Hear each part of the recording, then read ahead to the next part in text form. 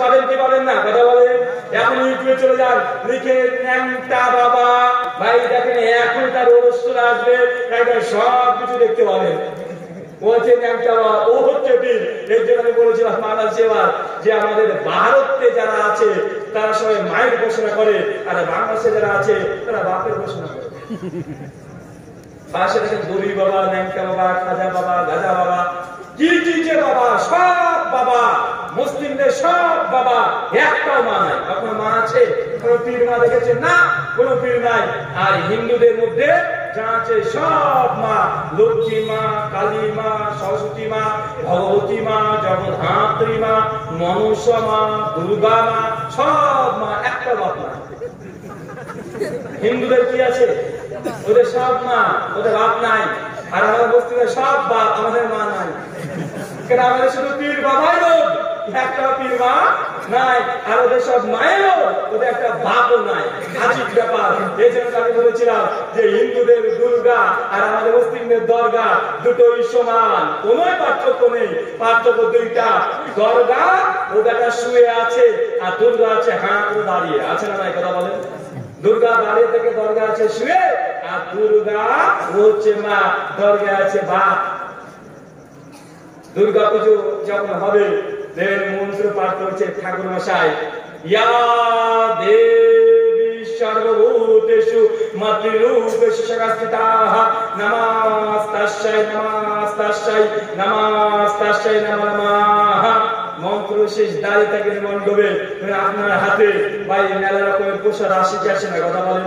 পোশাক চলে আসে, আপনি চলে যাবেন দরগাতে, মাদারে চলে যাবেন। ওখানকার মৌলভী সাহেব যিনি আছেন, ওখানকার পুরোহিত, মাদারের যে দায়িত্বশীল আছে কাদের, ও বলবে ইয়া নবী সালাম আলাইকা। যখন কিয়াম শেষ হয়ে গেছে, দাঁড়িয়ে থাকবেন, দেখেন আপনার হাতে চলে আসবে তাবারুক। আছে না নাই কথা বলেন? ওরা দেয় প্রসাদ, এরা দেয় তাবারুক। ওদের দেখবেন ধোঁয়া চিউড়াচ্ছে, আমাদের বাজারে গিয়ে দেখবেন অসংখ্য আগরবাতি আছে বা আছে না নাই। যদি আমরা মুসলিমরা এক আল্লাহকে বিশ্বাস করি, তারপরেও আল্লাহর সমকক্ষ সব পীরগুলোকে বানিয়েছি কি বানাই নাই? বানিয়েছি। অজস্র আপনাকে প্রমাণ দিতে পারবো যারা পীরের নামে কোটি কোটি টাকা ব্যবসা করছে কি করছে না করছে। মুসলিমরা যদি আমরা এক আল্লাহকে বিশ্বাস করি, তারপরেও আমরা হিন্দুদের মতো আকীদা গ্রহণ করেছি কি করি নাই? করেছি। আল্লাহ সুবহানাহু ওয়া তাআলা পবিত্র কোরআনে স্পষ্টভাবে দায়িত্ব করতে বলছেন, সূরা বাকারা 2 আয়াত 17, ওয়াদিউস সামাওয়াতি ওয়াল আরদ, আমি সে আল্লাহ সুবহানাহু ওয়া তাআলা যিনি আসমান এবং জমি সৃষ্টি করেছি। বলতো আকাশ জমিনকে সৃষ্টি করেছে আল্লাহ। হিন্দুদের ধর্মতে এই কথাটাই লেখা আছে। সেটা সূত্র বলে শাহ অধ্যায় নাম্বার 3 শ্লোক নাম্বার 2, ওখানে বলা হচ্ছে দাইবা ভূমি জানায়ান একিকাহ। দাইবা মানে আকাশ, ভূমি, জমিন, জানায়ান সৃষ্টিকর্তা, একিকাহ করে তিনি কেবলমাত্র একজন। বাবুতে এই শ্লোকটা আমরা বিশ্বাস করি কি করি না? আল্লাহ কোরআনে বলছে আকাশ জমিন আমি আল্লাহ সৃষ্টি করেছি। হিন্দু ধর্মগ্রন্থ বলছে যিনি আকাশ জমিন সৃষ্টি করেছে তিনি অনেকজন নয়, একজন। তবে বলতে আমরা হিন্দু ধর্মগ্রন্থ অনুযায়ী আমরা মুসলিমরা ঠিক পথে আছে না নাই কথা বলেন? কেউ যদি বলে যে হিন্দু ধর্মগ্রন্থ মানলে হিন্দু হওয়া যায়, তবে আমাদের চেয়ে হিন্দু ধর্মগ্রন্থ ভালো কেউ বেশি মানে। মন্ত্র বলছে ঈশ্বর একজন, সেই বুদ্ধিমান। আমরা এক আল্লাহকে বিশ্বাস করি, অনেক ঈশ্বর বিশ্বাস করি না। হিন্দু ধর্মগ্রন্থ বলছে যিনি আকাশ জমিন সৃষ্টি করেছেন তিনি হচ্ছে আমাদের প্রকৃত রব, প্রকৃত আমাদের আল্লাহ। আমরা তো এক আল্লাহকে বিশ্বাস করি যিনি আকাশ জমিন সৃষ্টি করেছে। আরেকটা মানে যিনি ঈশ্বর হবে তার কিছু বৈশিষ্ট্য আছে। প্রথম, ঈশ্বরকে চেনা জন্য 4টে বৈশিষ্ট্য আছে। কয়টা কথা বলেন? পৃথিবীতে অনেক মানুষ ঈশ্বর দাবি করেছে, বলছে কি করে নাই? করেছে। তো সত্য ঈশ্বরকে চিনবেন কিভাবে? এর জন্য 4টে বৈশিষ্ট্য আছে। প্রথম, ফার্স্ট বৈশিষ্ট্য হচ্ছে এটা, যিনি ঈশ্বর হবেন তিনি কখনো জন্মগ্রহণ করবেন না। কি বললাম? কেউ যদি আপনাকে বলেন ভাই এই তাড়াতাড়ি আয়, কোথায়? স্কুলে আয়, তাড়াতাড়ি আয়, কলেজে আয়, আর আপনি যদি বলেন যে ভাই আজকে আমি আসতে পারবো না, কেন? কি হয়েছে? তো আমাদের পাশের গ্রামে আল্লাহ হয়েছে, আল্লাহ জন্মেছে, ভগবান জন্মেছে। পাগলা বলবে না মানুষ? আপনি বলছেন যে ভাই ইউনিভার্সিটিতে আয়, আর সেই সময় কেউ যদি বলে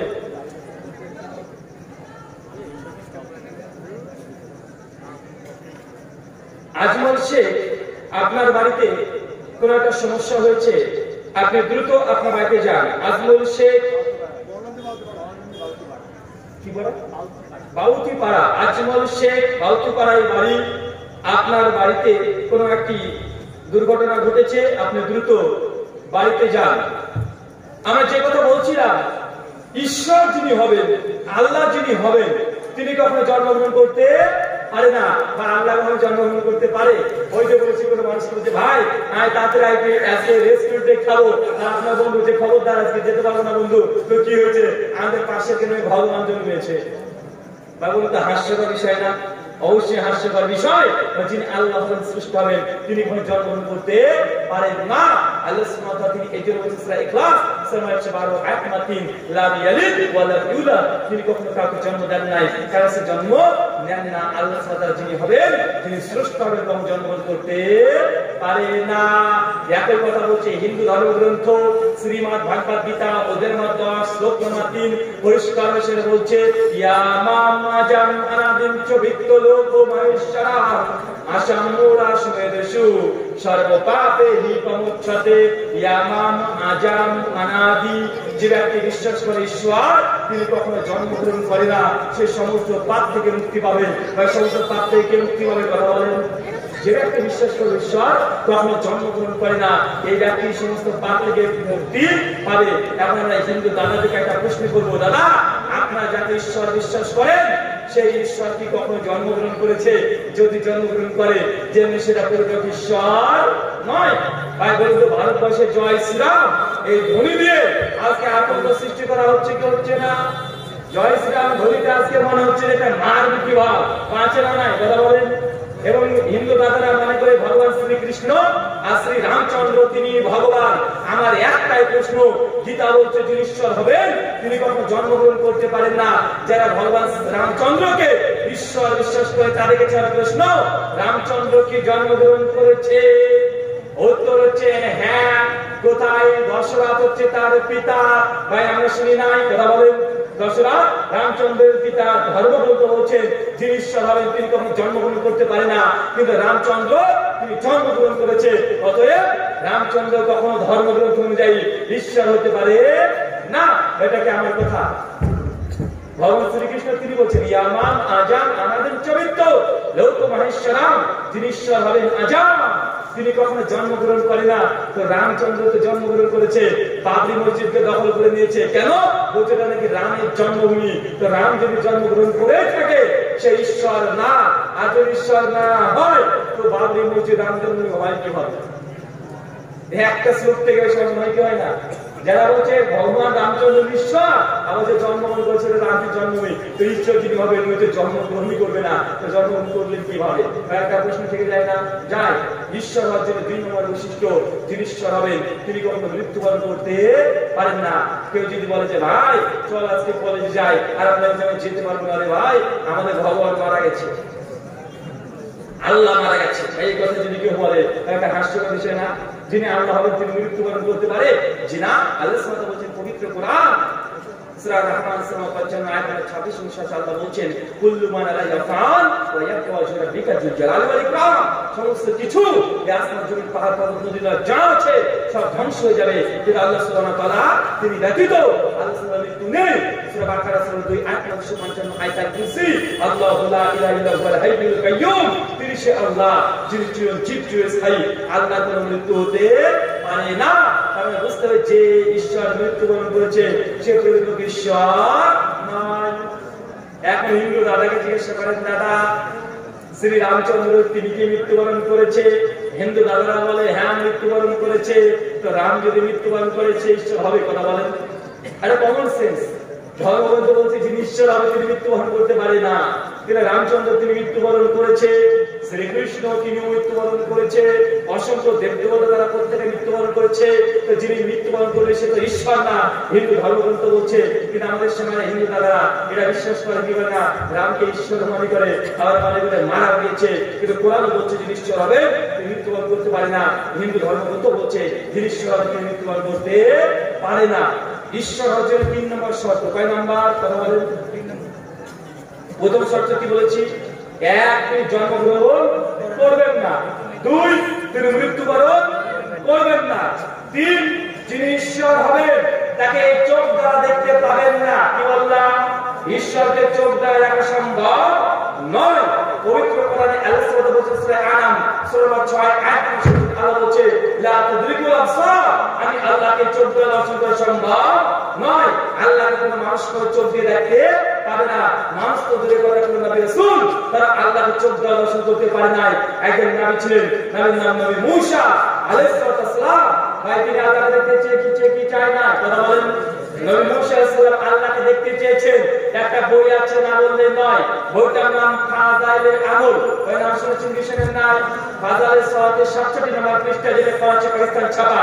পোস্টারে লেখা আছে ইমাম আবু হানিফা রাহিমাহুল্লাহ তিনি আল্লাহকে একবার দুইবার নয় 99 বার দেখেছেন। কয়বার? যেটা হানাফি ভাই তারা লিখেছেন যে আমাদের ইমাম আবু হানিফা রাহিমাহুল্লাহ তিনি আল্লাহকে 99 বার দেখেছেন। আর যারা শাফি মাযহাব মানে ওরা কম না, ওরা বলছে তোমাদের ইমাম তো আল্লাহকে 99 বার দেখেছে, আমাদের ইমাম শাফি তিনি আল্লাহকে 100 বার দেখেছেন। সেম টু বলছে 99, বলছে 100। আর যারা পীর বিশ্বাসী পীর মানে ওদের আবার ধরা ছোঁয়ার বাইরে, ওদের যে পীর আছে নাম যে বাইজিদ বুস্তামি, বই নাম কাশফুল মাহজুব, জীবনী নম্বর 23 পৃষ্ঠা নম্বর 67, ওইকে বলে লিখেছে যে আমাদের পীর বাইজিদ বুস্তামি তিনি আল্লাহকে একবার নয় দুইবার নয় 1000 একবার দেখেছে। কে বলছে 99 বার আল্লাহ দেখেছে, কে বলছে 100 বার দেখেছে, কে বলছে 1000 একবার দেখেছে।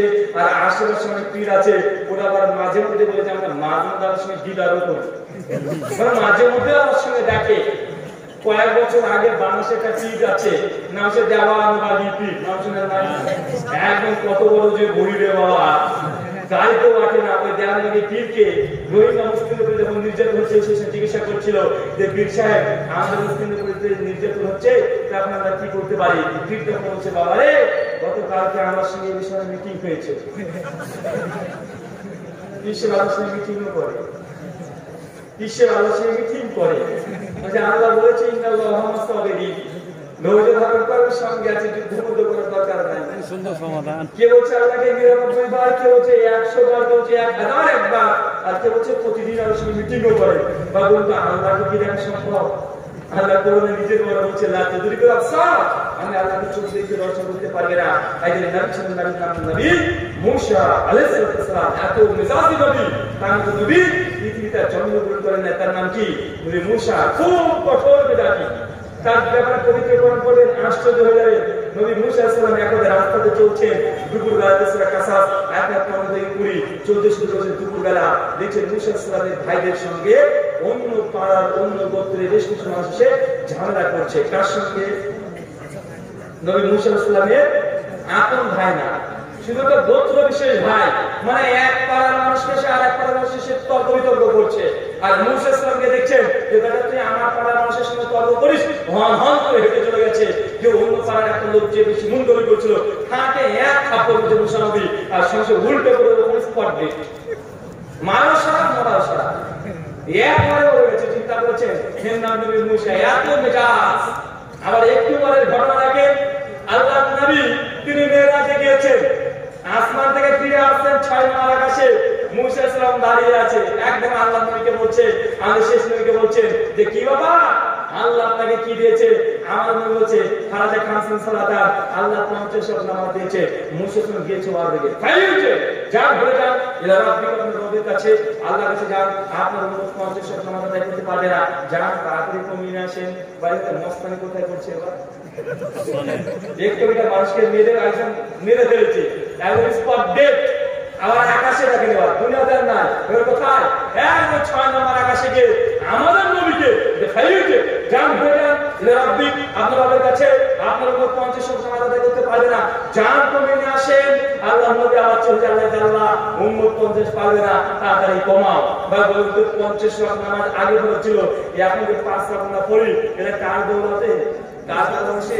নবী মূসা সেদিকে না তাকাতো আমাদের 50 পড়তে হতো। চিন্তা করে সেই দিন যদি মূসা নবী না আকাশে যান ঘুরে যান, কত করতে হতো? 50 করতে হতো। তাহলে মূসা ছিল ক্ষমতা দেখেছেন, আকাশের ক্ষমতা দেখায়। আমার নবী শেষ নবী বিশ্ব নবীর সামনে ক্ষমতা চলছে, নবী মূসা না আকাশে। একটু করে ঘটনা দেখেন, প্রথমে মানুষ মেরে দিয়েছে, কোনো সমস্যা নেই। এরপর আল্লাহ নবীকে ধমকিয়েছে। এরপর কাকে জানেন? কে থাকলো? ফেরেশতা আছে। ফেরেশতা মালাকুল মউত, মৃত্যুর ফেরেশতা আপনার ভাষা আজরাইল। আল্লাহ সুবহানাহু ওয়া তাআলা আজরাইল ফেরেশতাকে বলেছে সে বুখারী 384 নম্বর হাদিস, আল্লাহ বলছে আজরাইল যাও দুনিয়াতে যাও, মুসাকে যে হায়াত দিয়েছিলাম তার হায়াত শেষে যাও, রূহটাকে কবজ করে দিয়েছে। আজরাইল ফেরেশতা আল্লাহ রূহ পেতে চলে এসেছে দুনিয়াতে। দেখছে দুপুরবেলা মুসা বিছানায় ঘুমাচ্ছে, দুপুরবেলায় ঘুমাচ্ছে, আর আজরাইল ফেরেশতা মালাকুল মউত সঙ্গে সঙ্গে ঘরের মধ্যে গেটে নক না করে মুসার ঘরের মধ্যে ঢুকে পড়েছে, ঢুকে পায়ের কাছে বসে আছে। মুসার ঘুমটা ভেঙে গেছে ওই পথ খোলার জন্য। মুসার ঘুম যখন ভেঙে গেছে রাগের টনটন করছে, ঘুম থেকে সামনে দেখছে মালাকুল মউত মৃত্যুর ফেরেশতা, দেখে রাগ হয়ে গেছে, হাতে আঘাত থাকলো। বাবু তোকে কাকে মেরেছে? মালাকুল মউত মৃত্যুর ফেরেশতাকে মেরেছে। কে? মুসা। মানে ঘুম থেকে দেখছে ফেরেশতা বসে আছে, মালাকুল মউত আর রাগ থেকে যায় না, যে ঘুম ভাঙিয়েছে, ধরে সঙ্গে থাপ্পড় মেরেছে। এক থাপ্পড়ে মালাকুল মউতের চোখটা সঙ্গে নিচে এসে গড়াগড়ি করতে শুরু করছে, মানে দৌড়তে শুরু করছে। এই যে চোখের এই ভূমিকা চিন্তা করেছেন, এক থাপ্পড়ে মালাকুল মউত আজরাইল ফেরেশতার চোখটাকে গলিয়ে দিয়েছে। মালাকুল মউত এই মার খাওয়ার পরে দুর্বল গতিতে আল্লাহর কাছে গেছে, আল্লাহ ওর বান্দার কাছে পাঠিয়েছো, আর দেখাও সেটা ভালো সেটা। দেখেছিলেন নাম কি বলেন তো? মুসা আলাইহিস সালাম একটা মানুষকে এক থাপ্পড় মেরে ফেলেছে। আল্লাহ ওকে আকাশে ভালো আছে, জান ঘুরে যান। মানুষ হলো তারপরে নবী, এবার ফেরেশতাকে মেরে কানা করে দিয়েছে। দেখেছেন? এবার বাকি আর কেউ আছে? মানুষ হলো, নবী হলো, ফেরেশতা হলো, বাকি কি আছে? কেউ নাই, এবার আল্লাহ আছে। আল্লাহ ছাড়া কেউ নাই। আল্লাহকে হঠাৎই মুসা আলাইহিস সালাম বলছে রাতে চলতে, আল্লাহ তোমাকে দেখবো। এবার মুসা আলাইহিস সালাম যে আল্লাহ তোমাকে দেখবো, আল্লাহ মুসাকে বলছে মুসা দেখতে পাবো না, কেউ দেখেনি আমাকে। মুসা বলছে না, আল্লাহ দেখবো। মুসা তুমি কেন বিশ্বাস করো না? আল্লাহ বিশ্বাস তো করি, কিন্তু অন্তরে তো তৃপ্তি চাই, আল্লাহ তোমাকে দেখতে চায়। আল্লাহ বলছে মুসা কালাম করানি, মুসা কখনো তোমাকে চোখ দিয়ে দেখতে পাবে না। মুসা আল্লাহ দেখবো দেখবো। আল্লাহ বলছে মুসা যে ধরেছে কিছুই করার নেই। আল্লাহ মুসা তুমি তো আমাকে দেখতে পাবে না, আমার নূরের কিছু অংশ ওই পাহাড় দিকে তাকে দেখো, নূরের কিছু অংশ দেখো। মুসা তাকে দেখছে, নূরের অংশ আল্লাহ নূর, আল্লাহ নাই। যখন লাইটের দিয়ে চোখ করেছে মুসা অজ্ঞান মুখে পড়ে গেছে। চিন্তা করে দেখেন, এত বড় জলিলুল কাদের একজন নবী, যিনি আল্লাহকে নয় আল্লাহ নূর দেখে স্থির থাকতে পারে না। আর আমাদের আপনাদের পাড়ার পীর গাজাখোর পীর মাঝে মাঝে আল্লাহর সঙ্গে দেখাও করে। মুসা সাল্লাল্লাহু উনি আল্লাহকে দেখে স্থির থাকতে পারে না।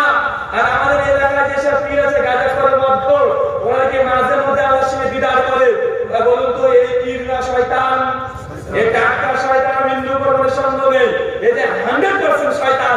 যে ব্যক্তি বলবে যে আমি আল্লাহকে দেখেছি, ওই হিন্দু হোক আর মুসলিম হোক, মৌলবী হোক আর ঠাকুর হোক, যে এক নাম্বার ভণ্ড, এক নাম্বার মৃত্যু। কেন? আমাদের আয়েশা রাদিয়াল্লাহু আনহা তিনি বলেছেন ওমান হাদাসা আন্না মুহাম্মদ সাল্লাল্লাহু আলাইহি ওয়াসাল্লাম রাই রাব্বাহু ফাকাত কাযা। যে ব্যক্তি বলবে আমি নবী, আমি স্বয়ং মুহাম্মদ সাল্লাল্লাহু আলাইহি ওয়াসাল্লাম তিনিও আল্লাহকে দেখেছেন, ফাকাত কাযা, সে এক নাম্বার মৃত্যু। ভাই কে বলেছে কথা? আমাদের আয়েশা রাদিয়াল্লাহু আনহা তিনি বলছেন যে ব্যক্তি বলবে স্বয়ং আল্লাহ নবী তিনি আল্লাহকে দেখেছেন, ফাকাত কাযা, সে এক নাম্বার মৃত্যু। মানে যিনি সত্যিকার ঈশ্বর হবেন তাহলে চোখ দ্বারা সম্ভব নয়। আল্লাহ দ্বারা সম্ভব? কথা বলেন। ঈশ্বরের 3 নাম্বার বৈশিষ্ট্য, যিনি সত্য ঈশ্বর হবে তাকে চোখ দ্বারা কোনো মানুষ দেখতে পাবে না। আমি যে মুর্শিদাবাদে বাস করি, জালঙ্গি থানা, আমার থানার পাশে আছে নদিয়া থানা পড়ে যায়। নদিয়া হুগলবাড়ি বলে একটা মন্দির আছে, ওই মন্দিরে একটা ঠাকুরের দাবি যে ওখানকার দুর্গা পূজা আর কালী পূজা ওদেরকে জাগ্রত দেবী। জাগ্রত দেবী মানে কি জানেন? মাঝে মধ্যে দুর্গার কালী দিকে জেগে যায়, ঠাকুরের সঙ্গে দেখাও দেয়, কথা বলে ঠাকুর বসায়, মাঝে মধ্যে সন্দেশ খায়। তা আমার কথা হচ্ছে এটা, যিনি বলছেন যে তাদের ভগবান, তাদের ঈশ্বর জাগ্রত দেবী, তিনি নাকি কথা বলতেও পারেন, দেখতেও পারেন, দেখাতেও পারেন। তো আমার কথা যে যিনি ঈশ্বর হবে তাকে কোনো মানুষ চোখ দ্বারা দেখতে পাবে না, এই দুনিয়ার চোখ দিয়ে দর্শন করা সম্ভব নয়। এই ব্যাপারে হিন্দুদের ধর্মগ্রন্থ আছে একটা, নাম কেন ও উপনিষদ, অধ্যায় নম্বরে 1, মন্ত্র 5 আর 6, দুটো মন্ত্র আছে। ঈশ্বরকে দেখা যায় কি যায় না, ভগবানকে দেখতে পাবেন কি পাবেন না। এবারে মন্ত্র কি বলছে দেখেন, মন্ত্র বলছে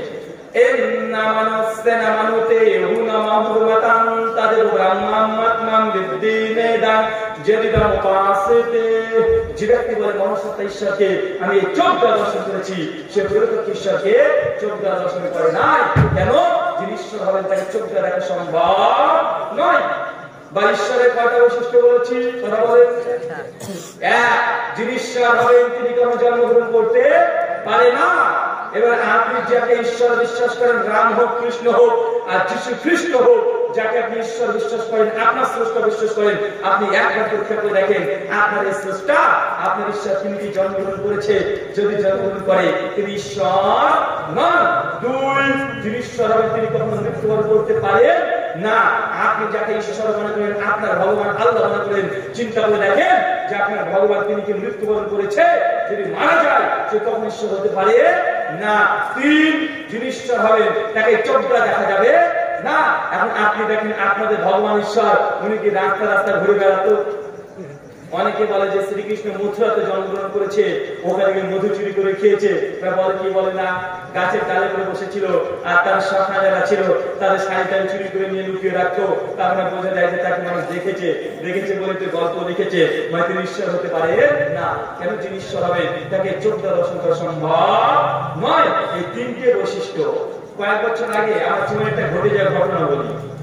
আমি কৃষ্ণনগর, চেনা না ভাই আমাদের নদীয়া জেলার কৃষ্ণনগর, আমি একদিন কৃষ্ণনগরে যাচ্ছি, যাবো কলকাতা প্রোগ্রামের জন্য। তো কৃষ্ণনগর যখন পার করছি, এই মতো অবস্থাতে 8-10 জন যুবক হিন্দু ভাই, আমি যাচ্ছি গাড়ি নিয়ে, হঠাৎই আমার গাড়িটাকে আটকে দিয়েছে। আমি তখন ভয় পেয়েছি, ব্যাপার কি আমার এটা ঠিকই দিয়েছে।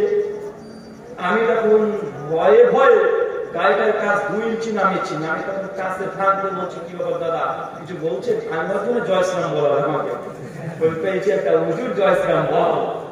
আজ দাদা কিছু বলছেন?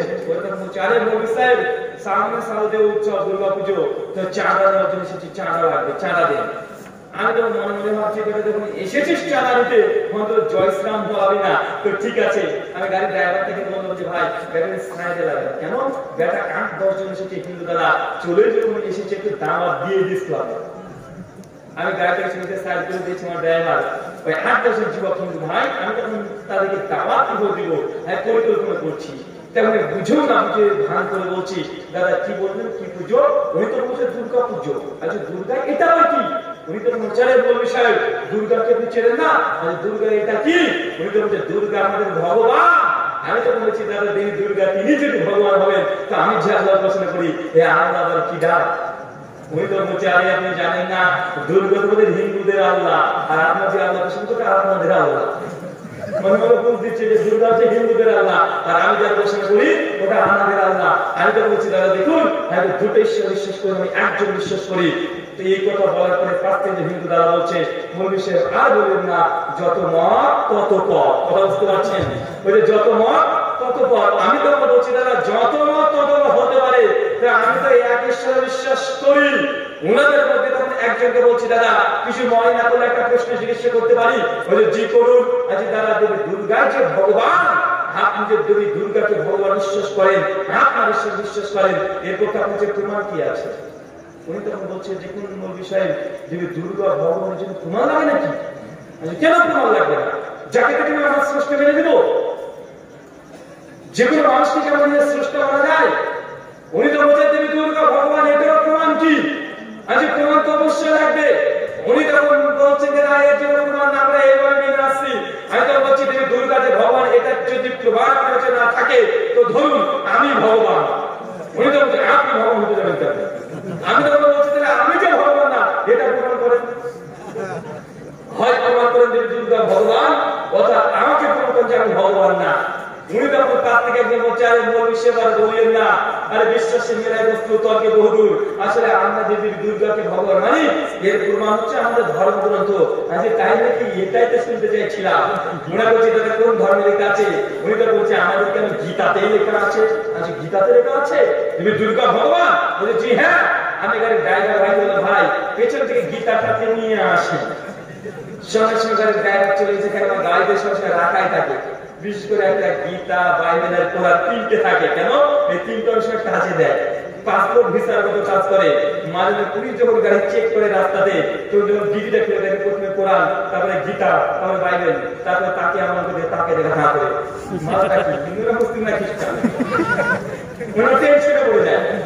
এবার যখন বাংলাদেশ থেকে আসছিলাম আল্লাহি আল্লাহর কসম করে বলছি, বাংলাদেশ থেকে আসছি যশোর বিমানবন্দরে, মানে যশোর আমি এসেছি ওই সাইড দিয়ে যখন আসছিলাম, তো আমি এবার বাংলাদেশ থেকে বেশ কিছু বাইবেল কিনেছি, মানে বাংলাদেশের বাংলা বাইবেল অনুবাদ বাংলাদেশ বাইবেল সোসাইটি থেকে প্রায় 14টা বাইবেল কিনেছি। তো বাইবেল গুলো আমার ব্যাগের উপরে আছে, আর আমি যখন আসি সঙ্গে জামা প্যান্ট পরি। কেন? কারণ এই পাঞ্জাবি পায়জামা দেখলে চুল কানে আছে না নাই কথা বলেন। তাছাড়া যখন বর্ডার গুলো ক্রস করে দিয়েছি আমি পাঞ্জাবি পায়জামা পরি না, আমি জামা প্যান্ট পরে মাথাতে একটা টুপি দিয়েছি, এই যে যুবকরা হয় না ওই টুপি দিয়েছে, একটা সানগ্লাস পরে দিয়েছে, হাতে ঘড়ি আছে, একদম নিয়ে আসে চলে আসছি। কার ঘাড়ে আছে আমার ল্যাপটপ ব্যাগ, আর এক হাতে আছে একটা বড় লাগেজ, ওর মধ্যে সব বাইবেলের লোক। যখন আমি চলে আসছি আস্তে আস্তে যখন ইমিগ্রেশন গিয়েছি, তখন যখন স্ক্যান করছিল ব্যাগের ভেতরে অনেক বই, আমাকে বলছে একটু থামবেন, আপনার ব্যাগে এত বই কিসের? আমি তখন বলছি খুলে দেখ, বুঝতে পারবেন, মনে মনে চাইছি আমি খুলে দেখ একবার। তো যখন আমার ব্যাগটাকে নিয়েছে খুলে দেখছি অনেকগুলো বাইবেল, মুখের দিকে তাকিয়ে দেখছে বড় বড় দাড়ি, আবার দেখছি ব্যাগে বাইবেল। বলে তোমরা আমাকে বলছে যে আপনার নাম কি? আচ্ছা রাহুল হোসেন। রাহুল হোসেন, উনি হচ্ছে রাহুল সেন, বুঝলেন না? আমি বলছি রাহুল হোসেন, আর উনি শুনেছে রাহুল সেন। ও আচ্ছা আচ্ছা আচ্ছা ঠিক আছে স্যার, আপনি যান। তাহলে বলেন নাই, মানে ওটা হচ্ছে ব্যাগের বাইবেল। আর আমার পরে আছে কোট, জামা প্যান্ট, মাথায় টুপি আছে, কাঁধে আছে ল্যাপটপের ব্যাগ, হাতে আছে লাগেজ, মুখে বড় বড় দাড়ি থাকলে কোনো সমস্যা নেই। কেন? কাছে আছে বাইবেল। উনি যেমন রাহুল সেন, উনি হচ্ছে কোনো খ্রিস্টান পাদ্রী হবে মনে হয়, আমাকে ছেড়ে দিয়েছে। আর আমার নামের ব্রাদারও আছে, মানে ও আর সন্দেহই করবে না। তো গাড়িতে আমার সবসময় যখন গাড়িতে থাকে, তো মাঝে পুলিশ যখন গাড়ি চেক করে, তো দেখে টেনশনে হয়ে যায়, ব্যাপার কি এটা মৌলবীদের ঠাকুর না পাদ্রী? এটা গীতাও আছে, বেদও আছে, আর কোরআনও আছে। আমাদের জিজ্ঞেস করে বলছি আসলে দাদা আপনার নাম কি? তো নাম যখন বলি রাহুল হোসেন, আরো টেনশনে পড়ে যায়, মানে গোটাটা কনফিউজ হয়ে যায়। নাম রাহুল হোসেন, মুসলিমের নাম তো রাহুল হোসেন ছাড়া তো হয় না, রাহুল তো বেশিরভাগ সময়তে অন্যদের নাম হয়, মানে আমার টেনশনে পড়ে যায়। তো আমি যখন আমার ড্রাইভারকে বললাম যে ভাই পেছন থেকে গীতা থেকে নিয়ে আসেন, আমার গাড়ির ড্রাইভার গীতা থেকে নিয়ে এসেছে। আমরা ওই হিন্দু যুবক যারা আছে তাকে বলছি দাদা এটা কি আপনাদের গীতা? খ্রিস্ট উল্টো বলছে জি দাদা এটা আমাদের গীতা।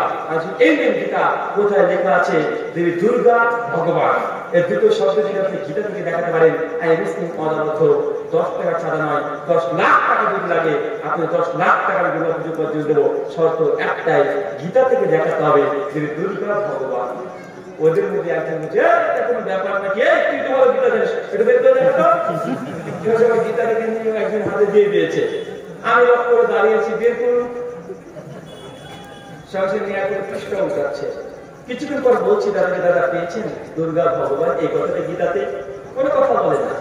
আরো কিছুক্ষণ পর বলছি দাদা পেয়েছেন দুর্গা ভগবান? কোনো কথা বলে না। একটু পর্যন্ত বলছি দাদা আমার তো লেট হয়ে যাচ্ছে, পেয়েছেন দেবী দুর্গা ভগবান?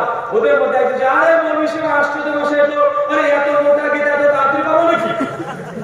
আমি যখন বলছি দাদা এত মোটা গীতা তো তাড়াতাড়ি পাবেন না, আমার তো সময় কম, আমাকে প্রোগ্রাম ধরতে হবে। আমি সঙ্গে সঙ্গে আই কার্ডটা দিয়ে বলছি দাদা এখানে আমার মোবাইল নাম্বার আছে, আপনাকে সময় দিলাম, যেদিন আপনি গীতা থেকে বের করে দেখাতে পারবেন দেবী দুর্গা ভগবান দুটো শব্দ আর মুসলিম, আমি ওয়াদা করছি আপনার সঙ্গে 10 টাকা নয় 10 লাখ টাকা দিয়ে লাগে 10 লাখ টাকা দিতে আমি রাজি আছি। শর্ত একটাই, দুর্গা ভগবান আপনাদের গীতা এটা দেখাতে হবে। ওদের মধ্যে একজন হিন্দু দাদা বলছে আরে মনীষীরা বলেন না, বলেন ক টাকা করবো, মানে হচ্ছে আমার স্লিপটা ধরে বলছিল আর মনীষী বলো তো মানে ক টাকা করবো বলেন। একজন কাছ থেকে বলছে মনীষী 10 টাকা দেন, আমি আছি তাকে দাওয়া দেওয়ার তালে আর ও আছে টাকা নেওয়ার তালে। আমি তো বলছি দাদা আর একটু কথা বলি। ওদের মধ্যে একজন বলছে মনীষী তার মানে কি আপনি আমাদের গীতা পড়েছেন? আচ্ছা দাদা আমি কম বেশি আপনাদের গীতা পড়েছি, তবে আপনাকে সত্য কথা একটা বলি। উনি বলছেন যে দাদা তার মানে কি আমাদের গীতাতে দুর্গা ভগবান এই কথা লেখা নাই? আজ মুসলিম আমি, তো আপনাকে বলতে হয়তো আপনি বিশ্বাস করবেন না, আমি বেশ কয়েকবার গীতা পড়েছি দেবী দুর্গা ভগবান এই কথা গীতাতে তো দূরের কথা, দুর্গা শব্দটাই গীতায় নেই। কথা বুঝতে পারছেন? দুর্গা শব্দটাই গীতাতে একবারও ব্যবহার করা হয় না। দেখুন পীর কথাটা কোরআনে না। পীর কথা কোরআনে আছে? কথা বলেন। পীর কথা কোরআনে থাকাতে দূরের কথা, প অক্ষরে আমি ভাষায় নাই, প অক্ষরটা আমি ভাষায় নাই, আছে। দুর্গা যেমন কোরআনে নেই, দুর্গা যেমন গীতায় নেই, পীর তেমন কোরআনে নেই। আমি যেমন দাদাকে বলছি, ওদের মধ্যে একজন তাকে বলছে, দাদা আসলে কি জানেন, আসলে আমরাও জানি যে আমাদের ধর্মে মূর্তি পূজা নাই। ওদের শেষে আমাকে বলছে একজন, আরে বলছে আমরাও জানি আমাদের ধর্মগ্রন্থে আসলে মূর্তি পূজা দিতে আমরাও জানি। আমি দাদা আপনি জানেন? আমি আশ্চর্য, কাকে বোঝালে এতক্ষণ ওদের জানেন মূর্তি পূজা নাই। আমি তো বলছি দাদা জানেন তো করেন কেন? উনি তো বলছে বলছে আবার বলেন না, এরা যুগ যুগ ধরে চলে আসছে, পরম্পরা ধরে চলে আসছে, ভাব দাদা প্রপোজাল করে আসছি, এই জন্য করতে হয়। আজ এতে পেয়েছি করোনা ভাইরাস, এটা হচ্ছে করোনা ভাইরাস। আমাদের মুসলিম সমাজে আছে, বাপ মারা গেছে, বাপ মারা যাওয়ার পরে 40 খানা দিচ্ছে, আছে না নাই? ওকে কি বলছেন, ভাই 40 খানা দিচ্ছেন, হুজুর আপনি যে খেয়ে খেয়ে ভুঁড়িটা কচু করে ফেলেছেন, এই যে ভুঁড়িতে তেল চুয়াচ্ছে, খুব খাচ্ছেন, 40 খানা হুজুর এই 40 খানা যে দিতে হবে, পরামর্শ কোথায় আছে? উনি তখন পরামর্শ নাই মানে, আরে পরামর্শ নাই আমরাও জানি, তো করেন কেন? আরে বলেন না, বাপ বাবা পুরো পুরুষ চলে আসছে, বাঁচেন না। কথা বলেন, যদি বলেন যে হুজুর যে মিলাদ পড়ালেন বাপ মারা গেল, মিলাদ পড়তে এই কথা পরামর্শ কোথায় আছে? আর বলেন না, পরামর্শ নাই আমরা জানি, তো করেন কেন? বাপ দাদা বাঁচেন না। কথা বলেন, ওকে যদি বলেন সর্বরতে যে আলো রুটি চিবাচ্ছেন, কেন খাচ্ছেন? পরামর্শ আছে না নেই? কেন করেন? বাপ আর দাদা বাঁচে না নাই? মায়ের বুঝতে পারেন, যেখানে দলিল নাই সেখানে দুটো দলিল, একটা বাপ একটা দাদা। যখন বলেন মিলাদ কেন করেন, দলিল নাই, বাপ দাদা। বাপ মারা গেছে, ছেলে ভাবছে বাপ মারা গেছে, 40 খানা দিয়ে দিয়েছি, বড় বড় একখান কেটেছি, ছোট 6 খান কেটেছি, 1000 মানুষকে খাওয়া দিয়েছি। দেখা মনে করছে বাপ মারা গেছে, খানা দিয়েছি, হাজার হাজার মানুষ খেয়েছি, খাওয়া দিলাম। মনে করছে বেটা যে কি না কি কাজ করেছে, মনে করছে বাপ আমার জান্নাতে ফুটবল খেলছে, মনে করছে যে একদম বাপের মতি খানা দিয়ে বাপকে জান্নাতে ঢুকিয়ে দিয়েছে। একদম আজীব ব্যাপার, কত সেটা জান্নাত তোমার মামুর বাড়ি, খাওয়া একদম বাপকে জান্নাতে ঢোকানো যায়, আজীব ব্যাপার। বৈষম্য আছে না নাই? আছে। আমি তখন মনে করলাম যে এই হিন্দু ঠাকুররা যেমন যখন দলিল করে তখন বলে বাপ দাদা আমল খেয়ে করে আসছি, মুসলিম সমাজে আছে না নাই? আমাদের সমাজে আছে, মানে করোনা ভাইরাস 2 জায়গায় আছে। ওদেরকে একজন নিকটে যখন বলেছি, উনি তখন বলছে মোদী সাহেব ঠিক আছে আর কথা বলেন না, অনেকক্ষণ তো হলো, অন্তত 5 টাকা দেন। আমি তখন মনে মনে ভাবছি যে টাকা কেন চাই? আমার ইচ্ছে এটা যে দাওয়াত দেবো, আর ওদের ইচ্ছা যে মৌলবীর কাছে টাকা বের করবো। 5 থেকে যখন যুবক বলছে মৌলবী সাহেব টিপটা টাকা দেয়, ওসব কথা বলছে। আমি তো বলছি তাহলে আরেকটি কথা বলি, আর একটা প্রশ্ন করি, বলছে আবার বলবেন, মানে ওনারা বিরক্ত হচ্ছে, আবার বলবেন। আচ্ছা একটা কথা বলি, বলে ঠিক আছে মৌলবী সাহেব বলেন। আমি তখন বললাম যে আসলে দেবী দুর্গা যখন পুজো করা হয় সেই সময় দর্শন মন্ত্র পাঠ করা হয়, মন্ত্রটা জানেন? উনি তখন বলছে আরে মৌলবী সাহেব ওগুলো আসলে আমি জানি না, ও ঠাকুর পণ্ডিত ওরাই জানে। আমি যদি মন্ত্র পাঠ করি তো বুঝতে পারবেন? বলছে তা অবশ্যই বুঝতে পারবো, এটা দুর্গা পূজার মন্ত্র। এটাও সমস্যা আছে। আমাদের মুসলিম যুবকদেরকে প্রশ্ন করেন, বলেন সূরা ফাতিহা পড়তো, সূরা ফাতিহা জানে না, আলহামদুলিল্লাহ বলতো, হ্যাঁ শুরু করে যাও, আলহামদুলিল্লাহ রাব্বিল আলামিন মালিকিল মিদ্দিন, বাঁচান না কথা বলেছে। ও সূরা ফাতিহা জানে না, কিন্তু আলহামদুলিল্লাহ জানে। ও যদি বলে সূরা ফিল বলতো, হ্যাঁ সূরা ফিল জানি না, আমি হাফেজ নাকি সূরা ফিল বলবো, আমি সূরা ফিল জানি না, তো বলেন তো আলাম তারা বলতো, এবার আলাম তারা শুরু করে দিয়েছে, বাঁচান না কথা বলেন। সূরা ফিল জানি না, আলাম তারা জানে, আমি দুটো একই জিনিস, যেটাই লাভ সেটাই করবো, মনে বোঝে নাই। তো আমি তখন ওনাকে বলছি যে দাদা একটা কথা বলি, যে হিন্দু ধর্মগ্রন্থে যে দেবী দুর্গা পুজো যখন করা সেখানে মন্ত্র পাঠ করা হয়, মন্ত্রকে বলা হয় দর্শন মন্ত্র। মন্ত্র একটা অংশ আমাদের সামনে যখন পড়তে শুরু করেছি, মন্ত্র কি বলছে দেখেন, ইয়া দেবী সর্বভূতেষু মাতৃরূপেষু সংস্থিতাঃ নমস্তাস্যৈ নমস্তাস্যৈ নমস্তাস্যৈ নমো নমঃ। ইয়া দেবী সর্বভূতেষু লক্ষ্মী রূপেষু সংস্থিতাঃ নমস্তাস্যৈ নমস্তাস্যৈ নমস্তাস্যৈ কি বলছেন, মন্দির চালাতে পারবো? আমি তো মাঝে মাঝে আমার ড্রাইভার ভাইকে বলি, রাস্তায় যদি কোনোদিন গভীর রাতে আমরা চলাচল করি, যদি কোনোদিন কোনো পুলিশ ধরে তো কিছু করবো না, পাঞ্জাবি আছে শুধু টুপিটাকে খুলে পকেটে করে ফেলবো আর ভোগটাকে একটু পাকে করে তুলে দেবো, ও বুঝতে পারবে না মালটা কি। আর যদি মুখ দেখে মন্ত্র পাঠ করতে শুরু করি তাহলে তো বুঝতে পারবে। কেন দাড়ি তো হিন্দু দাদারা রাখে, রাখে না ভাই? ওদের দাড়ির সঙ্গে দাড়ির পার্থক্য কি? ওদের গোপগুলো বড় থাকে, এটাই পার্থক্য।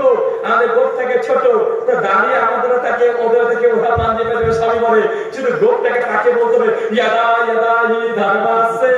পুলিশ কনফিউজ হয়ে যাবে, একে ছেড়ে দে, এ আলাদা, এ মুসলিম না, এ হিন্দু পণ্ডিত, ছেড়ে দে, তারপর যাবে।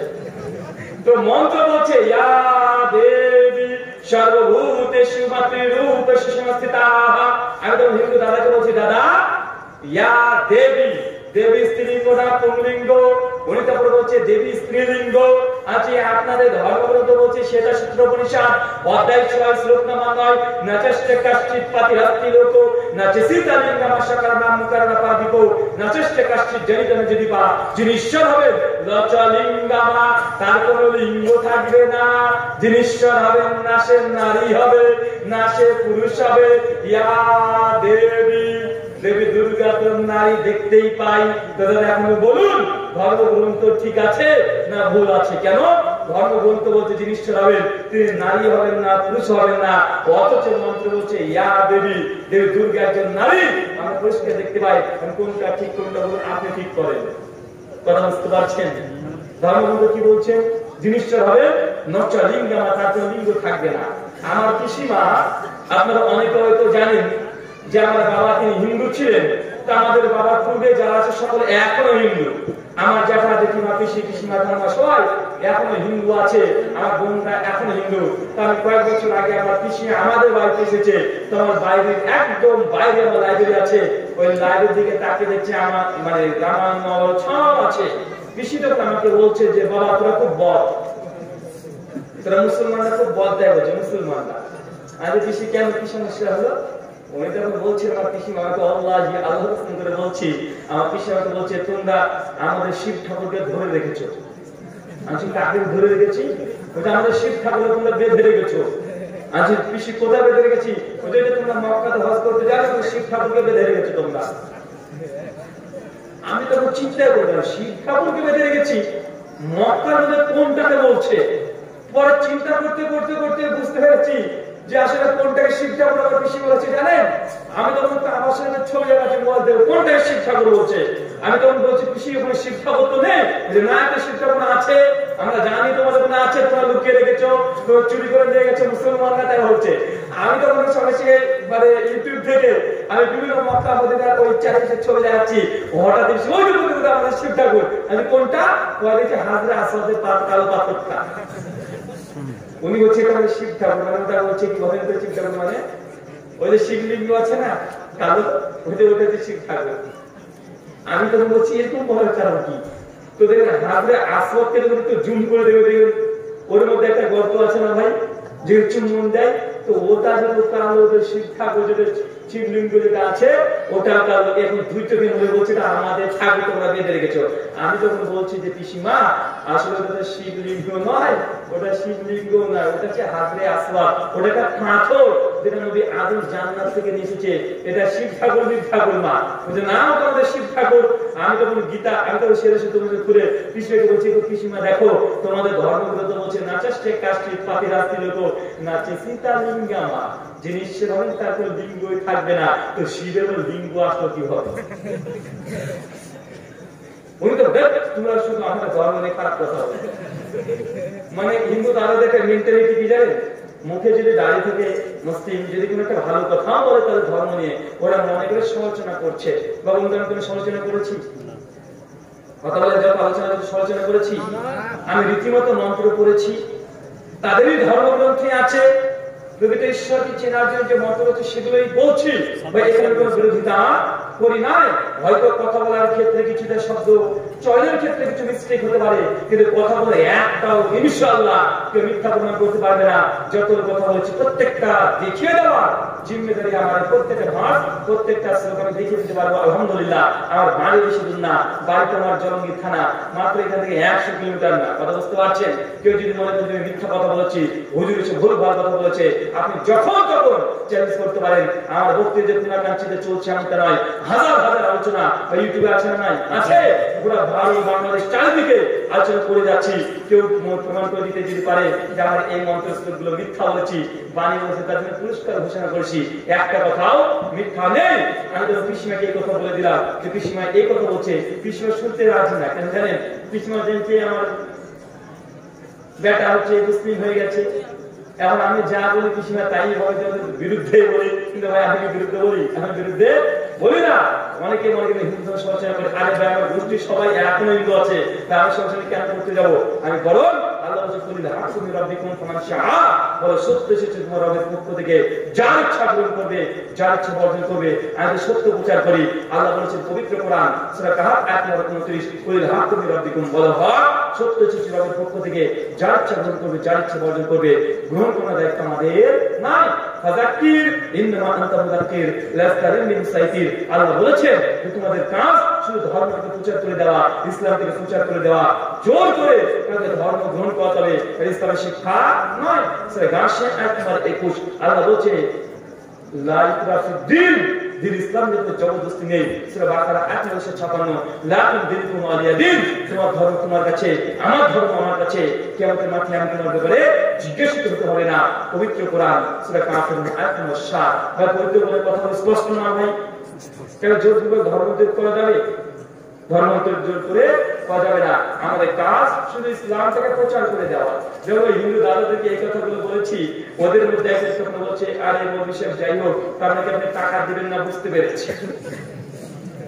আমি তো বললাম যে দাদা আমার ভাবি একটাই, যদি আপনাকে 1 টাকা দিন, অবশ্যই আপনাকে আগে প্রমাণ দিতে হবে যে আপনাদের ধর্মগ্রন্থে কোথায় লেখা আছে। যদি দুর্গা ভগবান এই কথা যদি লেখা থাকে, আপনাকে 1 টাকা নয়, 10 টাকা নয়, 10 লাখ টাকা যদি লাগে আমি দিতে রাজি আছি, অন্যথা রাজি নেই। একজন কিছু কিছু হিন্দু দাদাকে আমাদের প্রতি অভিযোগ করে, অভিযোগ খনন করবো, করেন কোন অভিযোগটা বেশি করে বলে দিত যে মুসলিমরা মারা গেলে 72টা হুর পাবে। একটা প্রশ্ন করে বারবার যত বাঙালি নাস্তিক আছে, যত হিন্দু দাদা আছে, ওরা হাসতে হাসতে বলে মুসলমান তোরা মরে গেলে 72টা হুর পাবা। এই নিয়ে টিটকিরি মার কি বলে না মারে।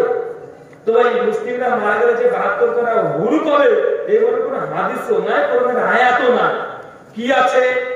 মুসলিমদের মধ্যে যারা শহীদ হয়েছে, যারা শহীদের মৃত্যুবরণ করবে, তাদেরকে 72খানা ভোট দেবে। তাদের জন্য কথা বলেন, যারা শহীদ, সবার জন্য নয়। আম মুসলিম মুমিন যদি মৃত্যুবরণ করে, তার জন্য 2টা, কিছু হাদিসে আছে 3টা, তারা হুর পাবে। কিছু কিছু মানুষ বলে আরে বাবা 72খানা হুর নিয়ে কি করবে, 2টা 3টা হুর নিয়ে কি করবে, এত বহু বিবাহ জানাতে দরকার কি? ভাই বলতে এইসব নাস্তিকের বাচ্চাগুলো এগুলো জানে না। ভাই আমরা বিয়ে কত বছর বয়সে করি কথা বলেন? প্রায় 20 বছর। যখন আমাদের বয়স 40-50 পর্যন্ত, এই সময়টা আমাদের বিয়ের একটা চাহিদা থাকে না ভাই? 40 বছর 50 বছর পার হয়ে গেলে আমাদের আর ওই ভালো লাগে না। বউ এক বিছানা, স্বামী আর বিছানায় থাকে, কি থাকে না? থাকে। বউ নিচে, স্বামী উপরে। কেন? 40-45 পার হয়ে গেলে আর মন চায় না। আমি তার জন্য নাস্তিকদেরকে বলি, ভাই 20 বছরে তোমার বিয়ে করেছো, এই 40 বছর বয়স মাত্র, এই 20টা বছর তোমার একটা বইয়ে হয় না, 2-3টে বিয়ে করো, আর 3-4টে তোমার গার্লফ্রেন্ড আছে, তারপর পরকিয়া করছো, কোথায় কোথায় হাত মেরে বসে আছো। মাত্র 20টা বছর, 30টা বছরের জন্য তোমার 20টা পর্যন্ত নারী তোমার দরকার হয়। তো জান্নাতের অসীম সময়, যে সময় তোমার শেষ নেই, কোটি কোটি বছর তোমাকে জান্নাত উপভোগ করতে হবে। তো ভাই সেখানে যদি 72টা হয়ে দেয়, কম না বেশি কথা বলেন? 20টা বছর আমরা পৃথিবীতে জন্ম থাকছি, 20টা বছরের জন্য যদি আমাদেরকে মানে 2, 3, 4টে বউ লাগে, গার্লফ্রেন্ড লাগে, তো ভাই কিয়ামতের মাঠে অজস্র সময় থাকবো। ভাই 70খানা হুর খুব বেশি হয়ে গেল। এই নাস্তিকগুলো অহংকারটা বোঝে না, ওরা ভাবছে জান্নাত মানে 50 বছরের জন্য। আরে মূর্খ, তোমাদের বলি জান্নাত 50 বছরের জন্য নয়, সারা জীবন অনন্তকাল কোনো মৃত্যু নেই। তুমি 70 নয় 70 বছরের দরকার। কথা বুঝতে পারছেন? অনেকে আবার বলে যে পুরুষরা তো জান্নাতে হুর পাবে, নারীরা কি পাবে? আরে ভাই, নারীরা কি পাবে আল্লাহর নবী বলে দিয়েছে, কোরআনের আয়াতে স্পষ্ট আছে। সূরা হামিদ শব্দ আয়াত নম্বর 37 থেকে 39 আল্লাহর নবী বলে, আল্লাহ বলে দিয়েছে নারীরা জান্নাতে তাই পাবে যা চোখ যা দেখে নাই, কান যা শুনে নাই, হৃদয় যা কল্পনা করে নাই। নারীরা তাই পাবে, কিয়ামতের মাঠে নারীরা যা চাইবে তাই পাবে। এখন আপনাকে বুঝতে হবে দুটো বিষয়। ভাই আপনাকে বললাম একজন পুরুষ একজন বেটা ছেলে, ছেলেকে বললাম ভাই তুমি বহরমপুরে যাও, একটা মোবাইল কিনে আসো, মোবাইলটা কিনে আনতে পারলে তোমাকে 100 টাকা দেবো। আরেকজনকে বললাম একটা মেয়ে মানুষকে বল তুমি ওই দোকানে যাবে বহরমপুরে, যদি একটা মোবাইল আনতে পারো তোমাকে তুমি যা চাইবে তাই দেবো। ভাই বলুন তো কোনটা ভালো? কথা বলেন কোনটা ভালো? ছেলেটাকে বললাম তুমি একটা মোবাইল আনতে পারো, তুমি গিফট আমি 100 টাকা দেবো। মেয়েটাকে বললাম একই কাজ যে তুমিও করতে পারো, তুমি যা চাইবে তাই পাবে। আমার ছেলেটার সুবিধা বেশি হলো না মেয়েটার সুবিধা বেশি হলো? যারা বুদ্ধিমত্তারা মেয়েটার সুবিধা বলবে, আল্লাহ নবী বলছে মেয়েরা জান্নাতে গেলে যা চাইবে তাই পাবে। পুরুষ দেখে 72 খানা খুব বেশি হলে যে শহীদ 72 খানা হুর পাবে, আর নারীদের যে জান্নাত যা চাইবে তাই পাবে। এখন লাভ নারী না পুরুষের? কথা বলেন নারীরই বেশি, কিন্তু এই বন্ধটা এতটা বোঝে নাই, তাই বারবার প্রশ্ন করে নারীরা জান্নাতে কি পাবে, পুরুষ তো এটা পাবে। আর যদি হিন্দু দাদারা মুখটা ঘ্যাংটা করে বলে, কলকাতার আমাদের কলকাতা সল্ট লেগের একজন হিন্দু বিশেষজ্ঞ পণ্ডিত তিনি একটা বই লিখেছেন, বইটার নাম আল্লাহর অন্তিম গতি পতিতালয়। বলে নাউজুবিল্লাহ মিন জালিম। কি বলেছে? আল্লাহর অন্তিম গতি পতিতালয়, মানে আল্লাহর অন্তিম গতি জান্নাত, আর জান্নাতে হুর পাওয়া যাবে।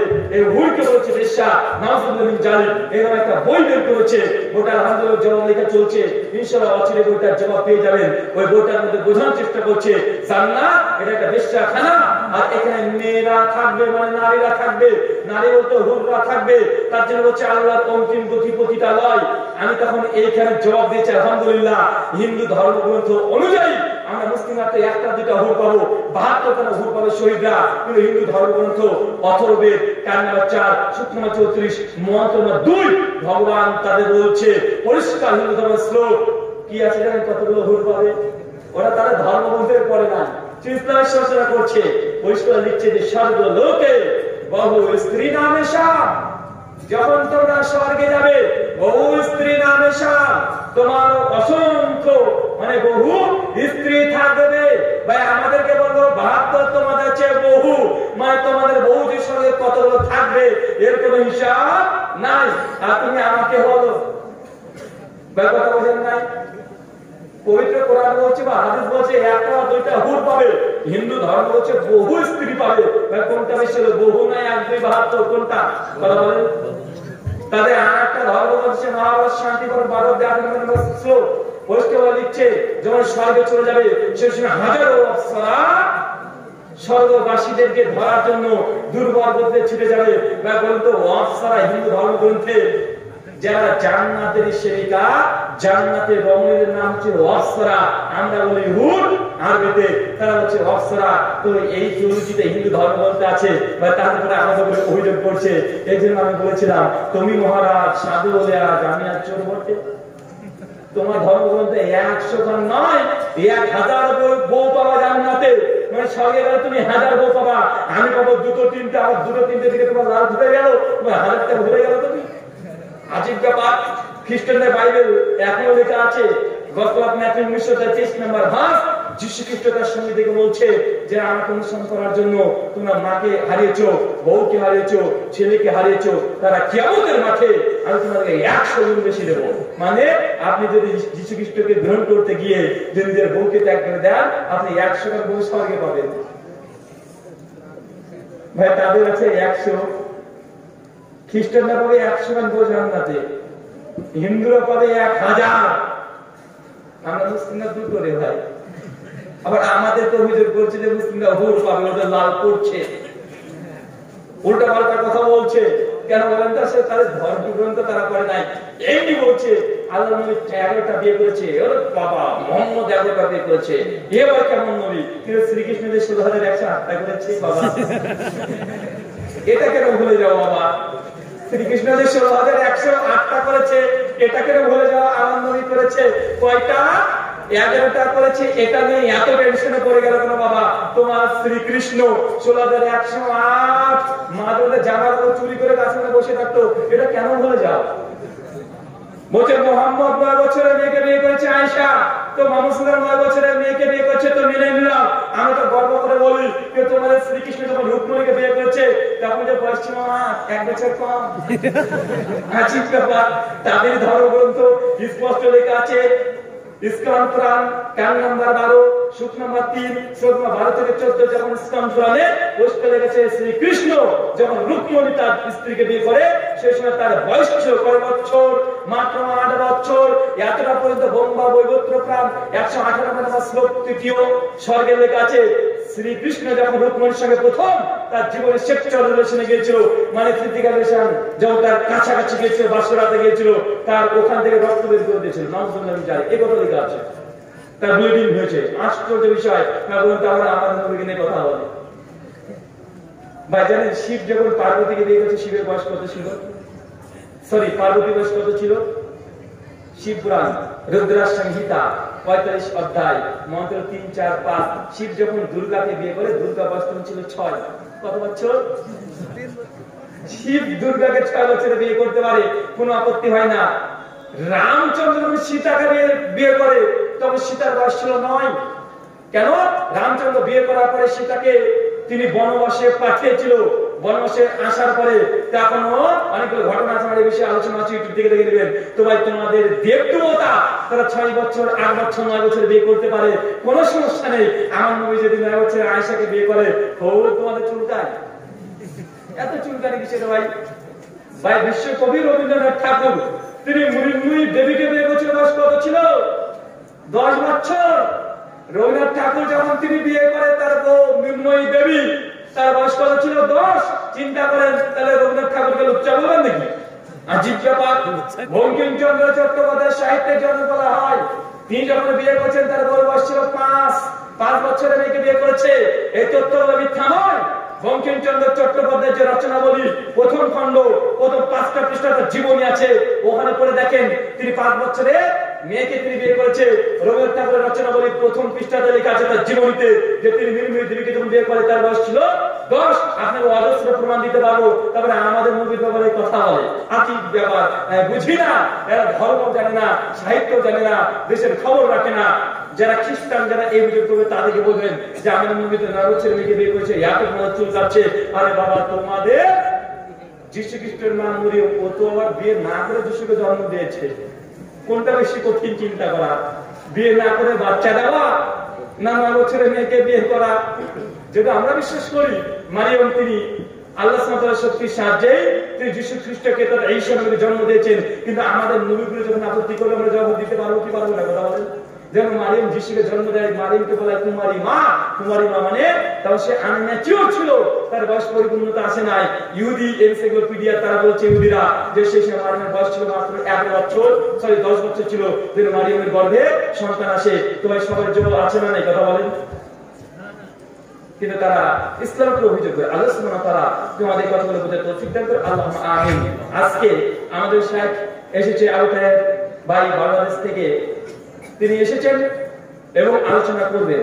তিনি বাংলাদেশ থেকে মেহমান এসেছেন, আর আমরা কি আজকে মেজবান। আমরা কি ভাই?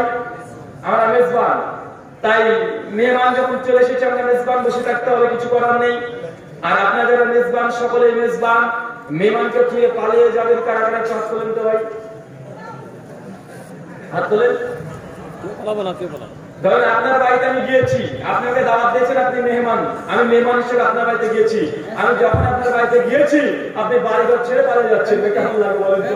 বা আপনাকে বললাম যে আমার বাড়িতে আসেন, আপনি আমার বাড়িতে গিয়েছেন কালকে, আপনি এক গেট দিয়ে ঢুকে বসেন, আমি আর এক গেট দিয়ে পালিয়ে গেছি, ভাই কেমন লাগবে বলেন? তো মেহমান চলে এসেছে যখন মেজবান যদি আপনারা পালিয়ে যান, তো বলুন তো কি অবস্থা হবে আপনাদের? যাবে না। আলোচনা হচ্ছে দোয়া করবেন, আল্লাহ তুমি আমাদেরকে আলোচনা সুন্নতি দোয়া পর্যন্ত শেষ পর্যন্ত আলোচনা শোনার তৌফিক দান করুন, আল্লাহুম্মা আমিন। এই দোয়া এই দাওয়ারে কি আলোচনা শেষ করলাম। ওয়া মা আলাইনা